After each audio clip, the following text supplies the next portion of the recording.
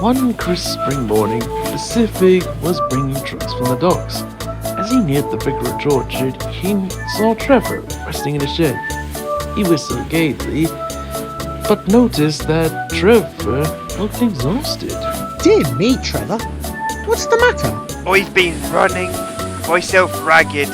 The vicar's been hosting charity events to raise funds for the Sunday school. I bring visitors to the church in the morning, help with the day's events, then take them home at night. It's a wonder I haven't broken down. Well, no one works as hard as you do. But, why can't Algie help out? Road construction. Cars and buses can't get through. We end up driving through fields to get back to the orchard. Pacific pondered the situation. Tell you what, I'll talk to Mr. Melvin. You'll do a number on yourself if you keep this up all spring. Oh, thank you, Pacific. But you're busy enough as it is. I'd hate to bother your controller at a time like this. I'll manage. I promise. Alright, if you say so. Pacific soon arrived on the low western branch to drop off his trucks. As he shunted his train into the sidings, he heard a voice. Well, you must be new around here. Who said that? That would be old Slow Coach, said Tom Mogul, pulling up alongside with a coach that was old and dirty. She's been here for years. I'm beginning to think I'm not really useful. Nonsense. Of course you are. But before the Red Edge could say any more, he had to leave. Now I've got two things to worry about. The weather soon changed, and for the next few days, it rained hard. The engine struggled through the gloomy weather. Eventually, the storm clouds parted, and the sun shone once more. Trevor was on his way to collect more visitors. He was passing over the level crossing when, crack, Jim Cole looked back. Oh, crumbs! We've broken a wheel on the cart. Now what will we do? There wasn't time to think. A pair of whistles filled the air. Jim went pale, grabbed a flag, and darted up the line. The whistles belonged to Bill and Ben, bringing a train of China clay up the line. The heavy trucks and damp rails were making the twins agitated.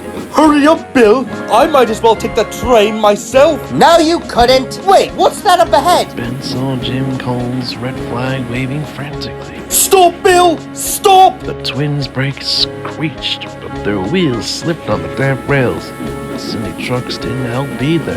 They banged their bumpers and forced the train on. The car came into view, and Bill shut his eyes. Splintered wood lay everywhere.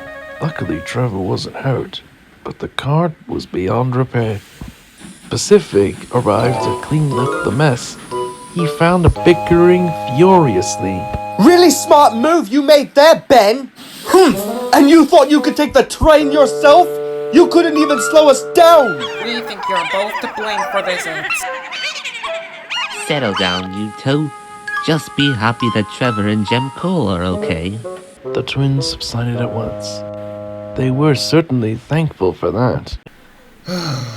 No hay cart means no rides for the children. We're really sorry. The accident wasn't your fault, you two.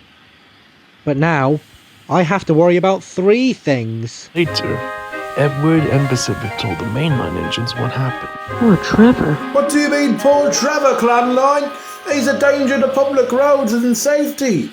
Well, it's not Trevor's fault. Henry, my dear, Trevor should stay in the orchard. It's shocking that he can even pull passengers with how old and slow he is. Gordon, that's it! You're brilliant! Of course I am. Oh no. Here we go again. The next day, Old Slow Coach was dozing in the sun when she heard a familiar whistle. There was Pacific with Mr. Melvin. Good morning. Do I know you? Good morning to you too.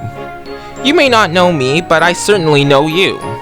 My name is Sir Melvin Monroe Von Hatt. I am the current controller of the Northwestern Railway. I was told by Pacific about you being here not doing anything, and we certainly cannot allow that. I understand. Guessing you're sending me back to the scrapyards then. The scrapyards? Oh, perish the thought, my dear. You're far too important to be scrapped. The Vicar of Wellsworth needs help bringing people to his charity events at the orchard, and Pacific thought you will be the perfect coach to do it. Are you up to the task? Edward and I spoke about it, and we both would love to have you on his branch line. Old Slow Coach's eyes lit up.